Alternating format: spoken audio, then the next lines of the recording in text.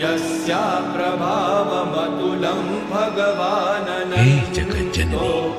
ब्रह्माहरश्च न हि वक्तुमलं बलं च सा चण्डिकाखिल जगत्परिपालनाय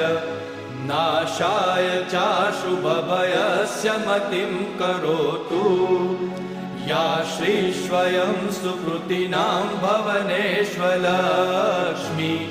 पापात्मनां कृतधियां हृदयेषु बुद्धि श्रद्धा सतां कुलजनप्रभवस्य